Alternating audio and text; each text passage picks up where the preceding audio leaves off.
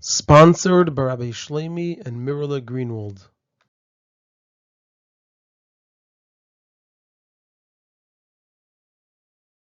This is a Sicha from Likutei Sichos, Chelek Gimmel, Parshas Korach, Sicha Beis, and the topic of the Sicha is that in this week's Parsha we learn about the mitzvah of guarding the mikdash.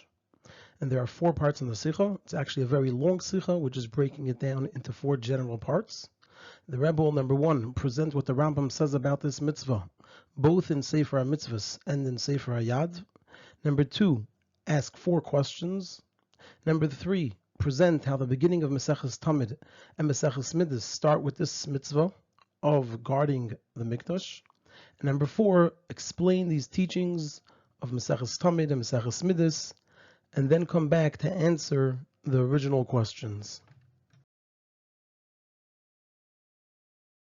From the psukim in our parsha, and these are psukim starting in Perek Yud Ches, Pasuk Aleph, but really the topic starts beforehand in the previous parak at the very end, where it says, "Vayemer b'nei Yisrael al Moshe lemar hein gavanu avadnu kolonu avodnu kol hakariv hakariv el mishkan Hashem yamos ha'im tamnu ligvaya," where the Yidden complained that they would die if they went to the mikdash when they weren't allowed to. And in response to that, so Vayemer Hashem al Aaron ato uvenecho ubeis avicha itach. So tisus avayna mikdash. It's going to be upon you this sin of people entering the mikdash. And it goes on to say how their job is going to be to guard the mikdash so that nobody enters. So from the psukim in our parsha that talk about guarding the mikdash, so the Rambam learned in Sefer HaMitzvahs, shetzivanu lishmar hamikdash, that Hashem commanded us to guard the mikdash, v'lalecha svivei tamid, and to constantly walk around it, l'chabdei, u'lereimimei, u'legadlei, to honor it, and to uplift it, and to make it great.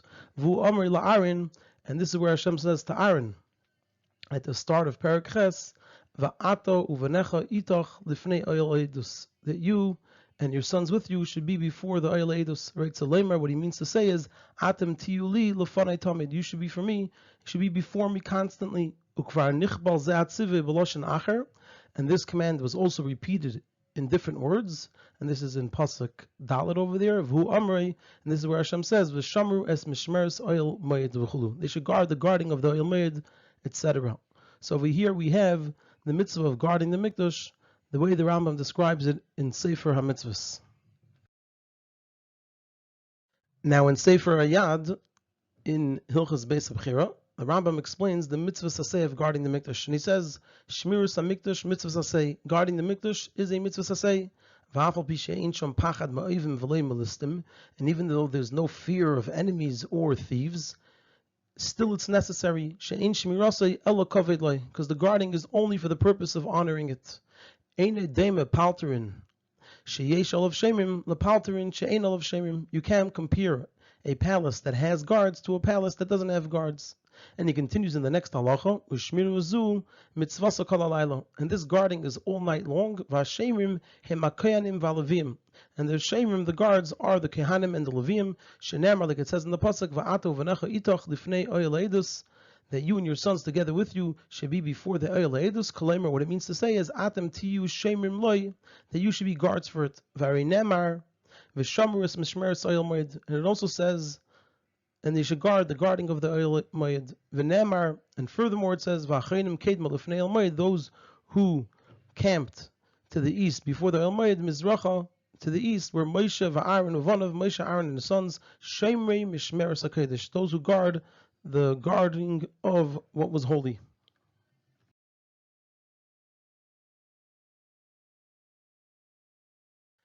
And there are 4 questions here. Now the text already went away because it was very long, but we'll go through the 4 questions. The first question is, in Sefer HaYad, the Rambam brings the psukim at the end, and he brings them as a proof that the guards are the kehanim and the levim.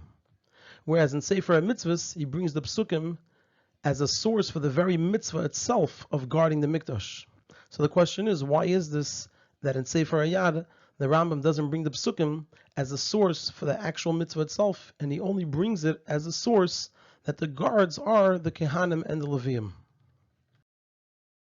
The second question is, if the mitzvah of guarding the mikdash isn't because of fear of enemies and thieves, as the Rambam writes in Sefer HaYad, then it should have to apply the whole day and the whole night. And so the question is that the Rambam writes in Sefer Hayad, Ushmira zu mitzvasa kol halayla, that this guarding, its mitzvah, is the entire night and not during the day.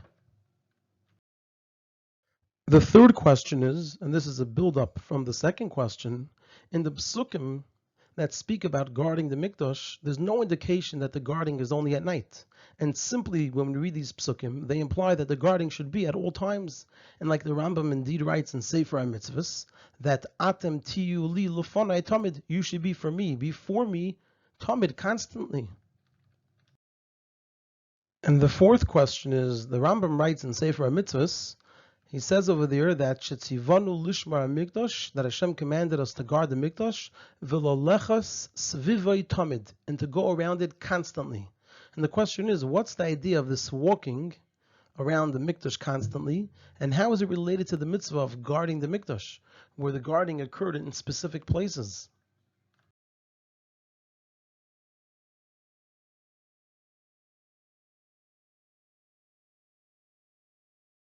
So all of this will be understood by first explaining the sheer beginning of Maseches Tamid and Maseches Midas. Both Maseches Tamid and Maseches Midas begin with the same teaching. At the very beginning, they both start and say, B'shloisha Mekaymis, in three places, HaKayanim Shemrim Bebeis HaMikdash. The Kayanim would guard in the Beis HaMikdash. And the question is, one of them seems to be extra, and especially since Maseches Midas comes immediately after Maseches Tamid. Now we're going to move on to support the question by negating an answer that's given for it. So this answer is given by the Hamefarish to Maseches Tamid, and he explains over there, the question is really just on Maseches Tamid. The question is not on Maseches Midas, because the place of this teaching is in Maseches Midas. Like we see the second teaching in Maseches Midas, right after it says, B'shloisha Mekaymis HaKayanim Shemrim Bebeis HaMikdash, it says that the Levium guarded in 21 places. So the question is really, why is it taught in Maseches Tamid? So in the Mefarish to Maseches Tamid, he explains that since the Tana in Maseches Tamid wants to teach about the Maisa Tamid, which was done by the Kehanim, so therefore the Tana starts by teaching where the Kehanim guarded during the night and where they slept, and then he goes through all the details of the Tamid, which started at the beginning of the day. So the Tana is just organizing the information based on what occurred during the night, and then he leads straight into how it went into the Maisa Tamid itself. However, the Rebbe points out that since this Mishnah ends up being taught in Maseches Tamid, so why does it have to be taught again in Maseches Midas? And it should have began, Maseches Midas should have began by teaching just the places where the Levium guarded, because we already know about the Kehanim. It should have started right off at the beginning, not with B'shloisha Mekaymis HaKayanim Shemrim Bebeis HaMikdash, but rather with the next teaching, which is Be'esrim Ve'echad Mekaymis HaLevium Shemrim Bebeis HaMikdash, that the Levium guarded in the Beis HaMikdash in 21 places. Even though we can say that since the Tana needs to teach us in Maseches Midas about the guarding of the Levium, so the Tana teaches the whole din of guarding, including of the Kehanim. So even though we could answer that, but still, there is a bit of a difficulty in saying that since it was already taught in Maseches Tamid.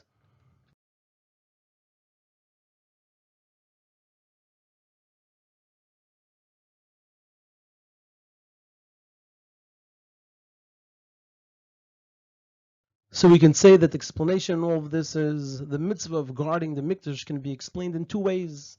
One way is that it's a detail in the matters of the Beis HaMikdash. Another way is that it's a detail in the avodah of the Kehanim and the Levium.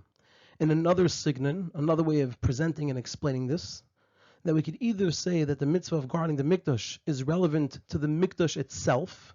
It's a choivas cheftza, that the mikdash has to be guarded, and it's just that the chiyuv is placed on the Kehanim and the Levium. In other words, the Beis HaMikdash has to be guarded, and that's what matters over here. It's relevant and related to the Beis HaMikdash, and it's just that the chiyuv is placed on the Kehanim and the Levium. Or another way of looking at it is that the mitzvah of guarding the mikdash from the very start is a chayvas gavra. It's something the Kehanim and the Levium need to do. It's not about the mikdash. It's something that's placed on the gavra himself, and that's where it begins and ends. And it's from the mitzvahs of the Kehanim and the Levium. And it's just that the chiyuv is to guard the mikdash, but it's not related to the cheftza, the item of the mikdash itself. It's a mitzvah on the Kehanim and the Levim, and like we'll see, that we're going to say in the next section as we continue with the answer, that the purpose would be to stop people from entering where they're not allowed to enter. So it's not related to the mikdash, but rather it's related to a chayva, an obligation that's placed on the Kehanim and the Levim.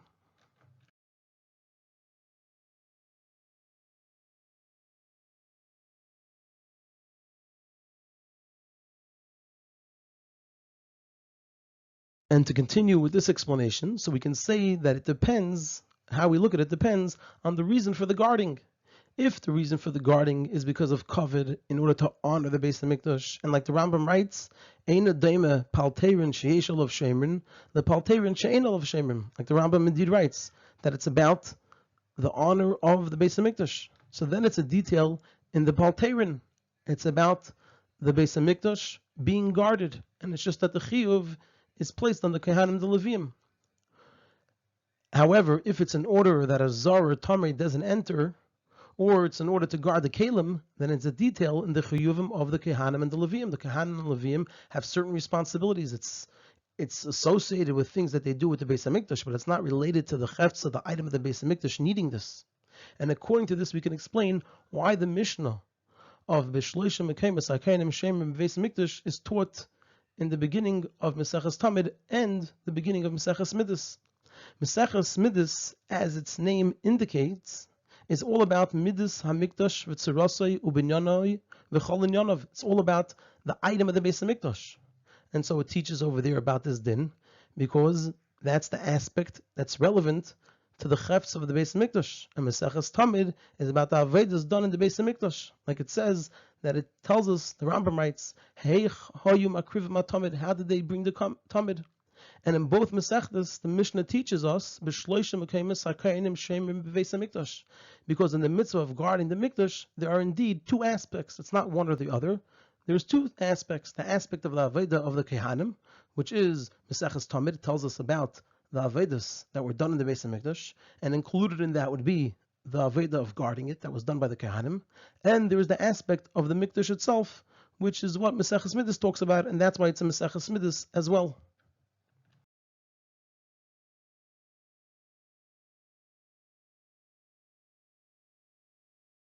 And now we could come back to our first question, where we asked how come the Rambam doesn't bring the Psukim in Sefer Hayad as the source for the mitzvah of guarding the Mikdash.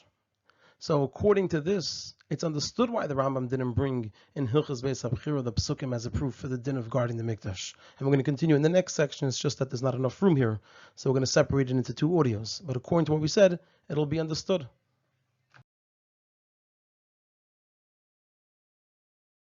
And the explanation is, according to the Rambam, the mitzvah of guarding the Mikdash is a detail in the Mikdash itself. And like the Rambam writes, Ein shmirasai ella kavod loi. The shmir is only for the honor of it, of the Mikdash. Because ein adema palterin sheyesh olav shemrin, the palterin she'ein olav shemrin. Because you can't compare a palace that has guards to a palace that doesn't have guards. And like it's also proven from the fact that the Rambam brought the dinim of guarding the Mikdash in Hilchos Beis HaBechira, which talks about the Kedushas or Mitzvahs Beis HaBechira itself, and not the Avedas that were done in it. And that's why the Rambam didn't bring these psukim, because in these psukim it only talks about the chiyuv of the gavra. And more importantly, these psukim come as a continuation to the claim and the concern of the Yidden that kol ha'karev ha'karev el mishkan Hashem yamos, that they were concerned that whoever comes there will die, and therefore Hashem commanded Ato v'necha u'beis avicha itach tisu as avein ha'mikdash v'ato v'necha itach lifnei oyel mayid, where it was said in response to the Yidden's concern that they would be harmed, they would die if they went where they were not allowed to in the Mikdash, in the Mishkan. And so that's not related to the Mikdash itself, but rather to the Gavra. And that's why the Rambam doesn't bring these psukim. And the Rebbe in the Oris talks about why the Rambam does bring the psukim in the Sefer Mitzvahs, even though over there as well, he holds that it's only related to the item of the Mikdash itself, because the Rambam is not getting into the details of the psukim. He's just bringing the general source that the psukim teach about the guarding, but the specifics is not what he's getting into. Whereas in Sefer Hayad, the Rambam is more particular and more exact about the sources that he brings. And so therefore those sources, those psukim, won't fit with the opinion of the Rambam that the Shmira is for the Mikdash itself, it's for the Chefts of the Mikdash, and it's not something that's placed on the Gavra.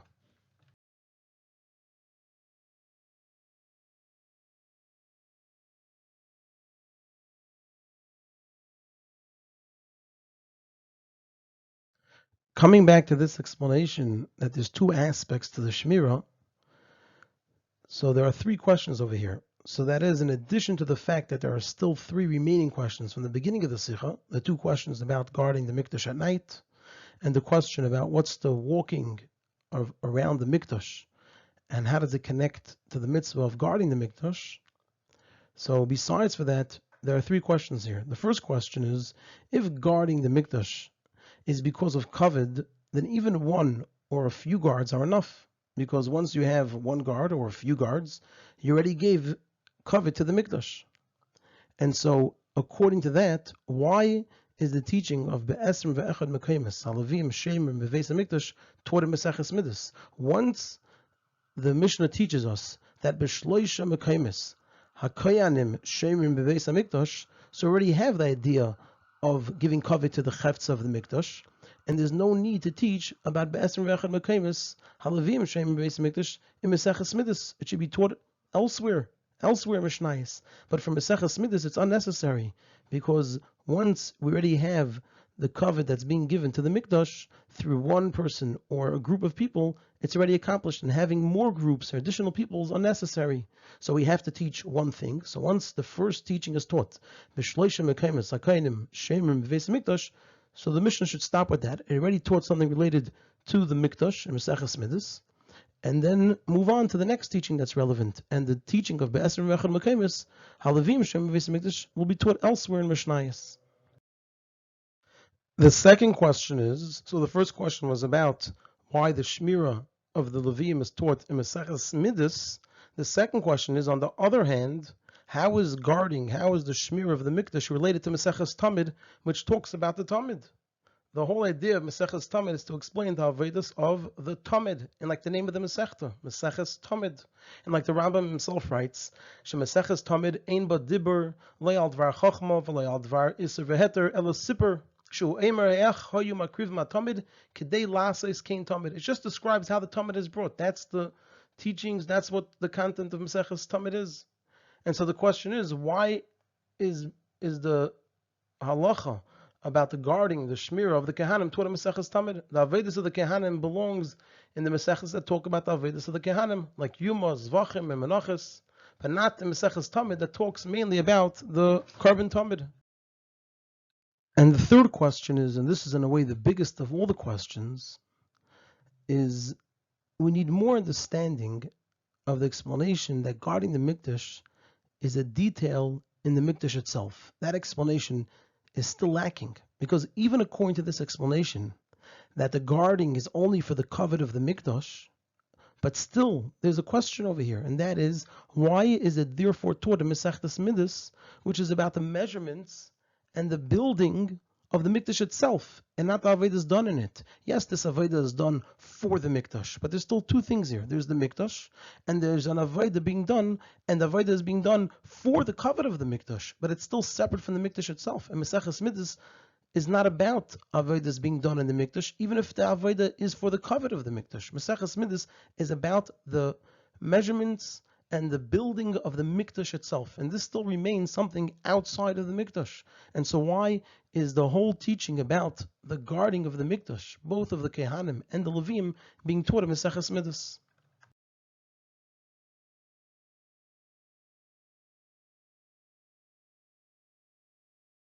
So in order to answer these questions, we need to go into a side discussion, which is directly related to our current discussion. So this will be understood by first explaining what some answer regarding our second question at the beginning of the Sicha, which was that if the guarding is because of kavod, like it says in the Rambam, then why didn't they also guard it during the day? And they explain, as an answer to this question, that through the walking of the Kehanim ana va'ana during the day in their Avodah, so that itself is kulei kavod. That's all kavod for the Mikdash. But at night, when there is no avodah, we must show kavod to the mikdash through guarding. So it comes out that the guarding is for the kavod. It's just that during the day, the kavod's already there because the kehanim are working in the Beis HaMikdash, and that's kulei kavod. It's just that at night there is no avodah, and therefore it requires the guarding in order to give the mikdash the kavod.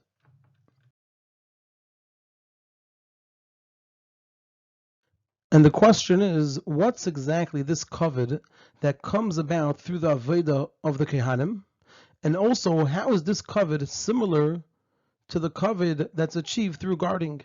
So what exactly is the definition of this kavod that we have through the avodah of the kehanim, and how is it similar to the kavod that is achieved through guarding, that we could say that during the day it's already there? And because of this question, the Rebbe explains that the idea of the guarding for kavod is that they shouldn't have hesach hadas from the mikdash. And like the Rosh indeed writes, what is kavod HaMikdash? That's the idea of kavod HaMikdash that the guarding achieves, that they're not masiach das from the mikdash.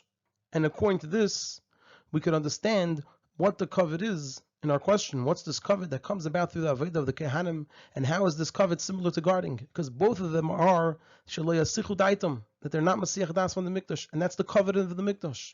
And this isn't like the hesach hadas by kachim, which is out of a concern of tumah, but rather it's the hepech hesach hadas that shows the greatness of the mikdash, that there are always people around it, and they don't take their minds off of it. And this is similar to the hesach hadas that we talk about that's not allowed to be had by tefillin and the tzitz, that it has to do with not taking your mind off of it because of its chashivas. And so there we see the similarity between the avodah of the kehanim and the guarding, because both of them reflect this idea that they shouldn't take their mind off of the mikdash.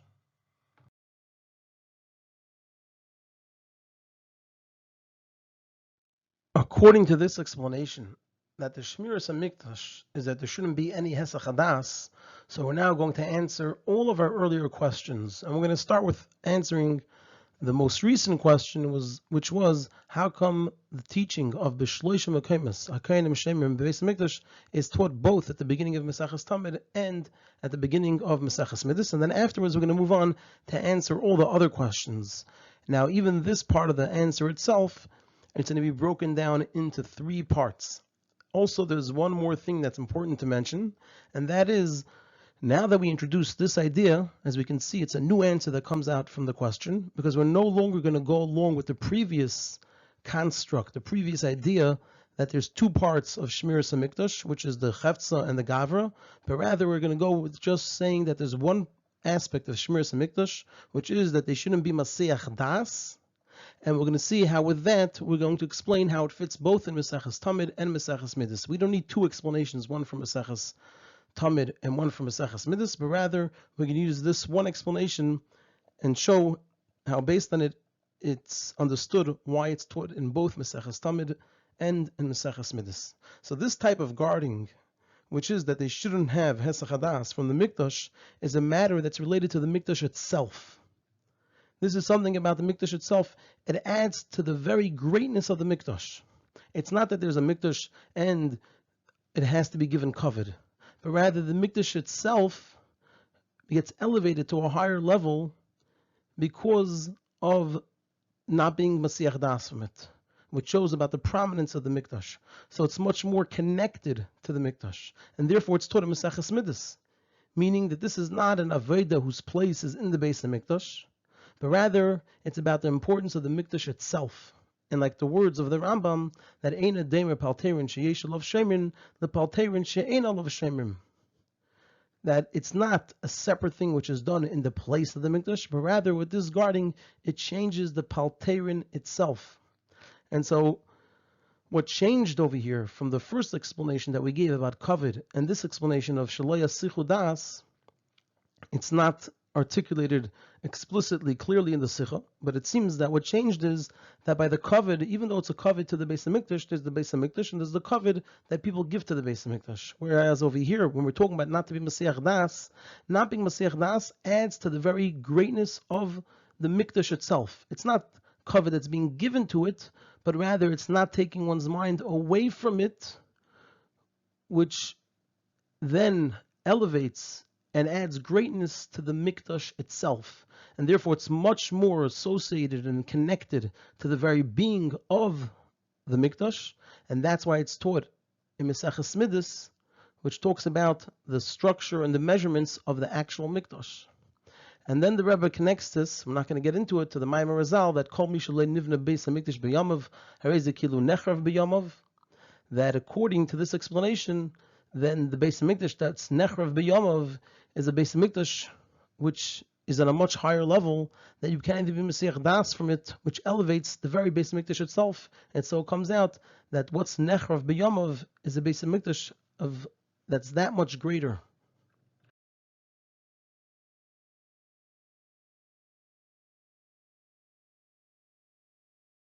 According to this, we can understand why the Rambam writes, Ushmir zu mitzvasa kol halayla, which was our second question in the Sicha, in the earlier part of the presentation.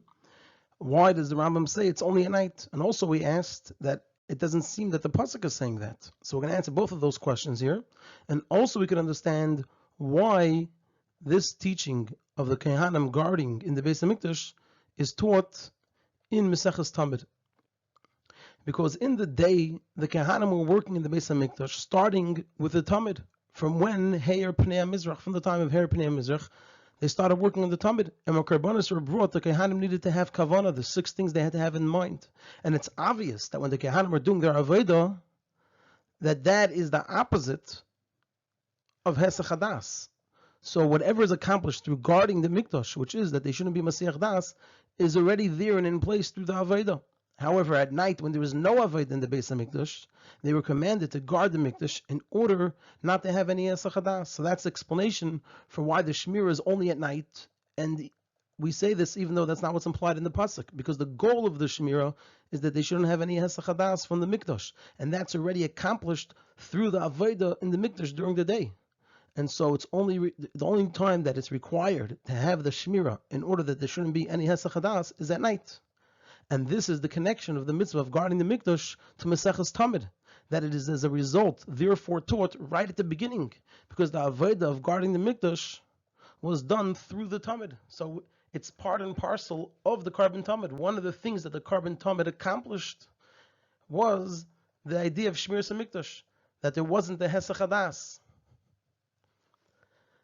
And according to this, it seems to lead to an Afkamin and Halacha, that the guarding wasn't the whole night, but rather only until the start of the Tamid. Because once the Tamid is brought, then you already accomplish whatever the guarding accomplishes, which is that they shouldn't have any Hesach Hadas, and so there's no longer any need for the guarding. So now we can understand why the Shmir is only at night and how it's connected to Maseches Tamid. The reason it's only at night is because during the day, you already have it accomplished through the Avodah. And that's why it's in Maseches Tamid, because that's one of the things that the Tamid is accomplishing. It's accomplishing what the guarding accomplished. And therefore it's taught at the beginning of Maseches Tamid.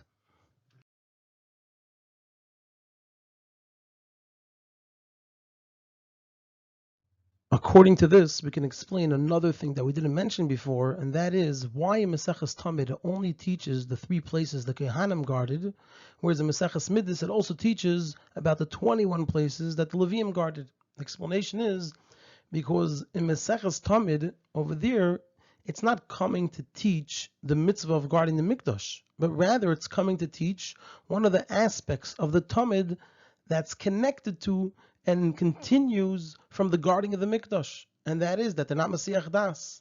We have that in the Tamid. And this connects to the guarding of the Kehanim on the inside. The Kehanim guarded on the inside, the Leviim guarded on the outside. And the Tamid, what it replaces, it also replaces the Leviim, but in a direct way, the guarding of the Kehanim was on the inside. The Tamid takes place on the inside, and so the connection of the Tamid that we're trying to bring out, that it has an aspect of Shmiras HaMikdash, which is that they're not Masiach Das, that relates to the guarding of the Kehanim. It doesn't connect to the guarding of the Leviim. Whereas in Maseches Midas over there, it teaches about the mitzvah of guarding the Mikdash as it relates to the importance of the Mikdash itself, because that's what Maseches Midas is about. It's about the structure and the building and the measurements of the Mikdash. And the guarding is connected to the very being of the mikdash because the guarding elevates the mikdash. It shows the greatness of the mikdash, and it's talking about the mikdash itself, and therefore it counts all the guards, since that adds to it being a palterin sheyeshel of shemrin. Now, one thing over here also that's not clearly explained in the Sicha is what changed between the previous beer and this beer. That according to the previous beer, we said even one or a few guards are enough, and so it should just teach that the Kohanim guarded in 3 places and mention about the Levium in a different Masechta, not in Midas. Whereas according to this explanation, we're saying that it makes sense to teach both about the Kohanim guarding and the Levium guarding. So it seems that the answer is, because according to this explanation, that not to be Masiach Das shows about the greatness of the Mikdash, and it elevates and it makes the importance of the Beis HaMikdash. So then, for whatever reason there is a need for additional guards, each one of those guards is adding to that greatness that it's giving to the Beis HaMikdash. If it's to give kavod to the Mikdash, so if we're taught that one person guarded or a few people guarded, you already added to the kavod of the mikdash. More people doesn't relate to the very being of the mikdash. It doesn't belong in Maseches Midas. Whereas over here that we're saying that it actually elevates. It's not kavod that's given to the mikdash, but it actually elevates the greatness of the mikdash itself. Then for whatever reason it would be needed to have additional guards, the bottom line is that as there are more guards, it adds more to elevating the very mikdash itself. So it's not kavod that's given to the mikdash, but rather it's not being Masiach Das, which elevates the very Mikdash itself and it connects to the Mikdash itself. So each person that's added as a guard adds to that. And so therefore it's relevant and related and connected to Maseches Midas that talks about the being and structure of the Mikdash itself.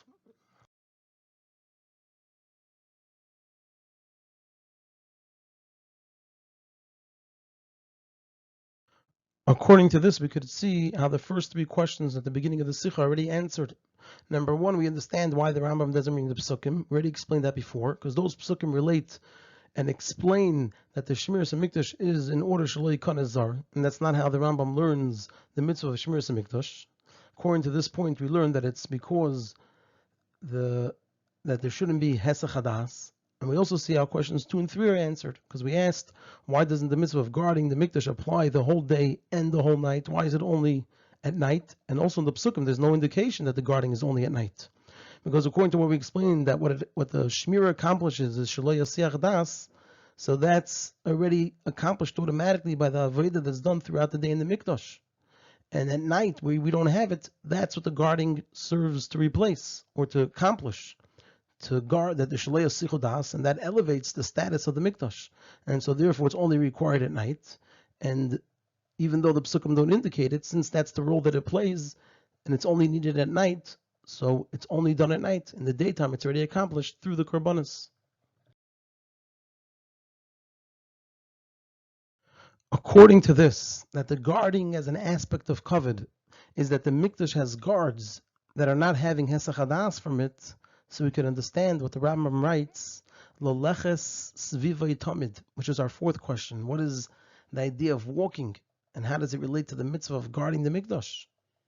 Now we can understand what the Rambam writes over there regarding the mitzvah of guarding the Mikdash. The Mishnah teaches that Ish harabayis hoye mechazer al kol mishmar u'mishmar, and v'chol mishmar she'ina emed nikr shu yashin chayvte b'makle chulu. There was somebody walking around, and he would inspect, and he would see that any mishmar, any one of these guards that wasn't standing, and then he would notice that the person sleeping, he would hit him with a stick.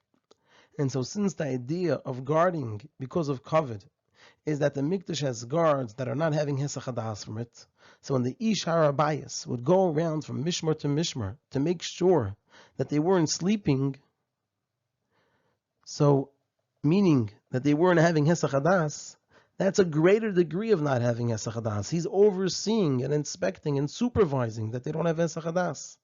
And so that captures in it the whole idea of Shmiras HaMikdash, which is not to have Hesach Hadas. And that's what the Rambam is referring to when he talks about the Loleches Svivay Tamid. He's referring to this Ish Harabayis, where through him we see expressed and manifested this idea of Shmiras HaMikdash in a greater way, that he's overseeing and making sure that nobody's having Hesach Hadas. According to this, we can now answer a question on what's taught at the beginning of Maseches Tamid. It says over there the location where the Kehanim guarded. So it says Beis Aftina, so Beis Anitzitz, Hayu Aliyos, they were structures, they had roofs. V'haraven Shemrim Sham, the raven would guard there. And the Gemara, it says that they're called raven because they are not yet at the age of Avodah. And the Mefarshim explain that this means that they're less than 13 years old. And so the question that's asked is, how did they leave this mitzvah for Ktanim that are not able to do mitzvahs? They're not chayiv in mitzvahs. And according to the explanation of the Sicha, that the whole reason for the guarding is because of Hesach HaDas, then the question is even greater. How did they leave this mitzvah for Ktanim that don't have Das? However, according to what we just said, that the Ish HaRabbayis would go around and it served the purpose of not having Hesach HaDas, because that was his whole job. So then we can explain over here that it's like a case of a gadol that's oimid al gabe katan, where we find in many matters, or a number of matters, that need machshava, that it's good enough if there's the maisa katan combined with the machshava of a gadol that's standing on top of him. And so also over here we have the maisa of the katan with the machshava of the gadol, because the gadol is going around. And especially over here, you don't actually need the kavana, but rather the very fact that there are people around the mikdash, that is the kavod of mikdash, because it shows that you're not being masiach das from it. And so in that case, it's enough, even if if the gadol's not imin al gaba of the whole time, but rather he's just going around from one mishmar to the next.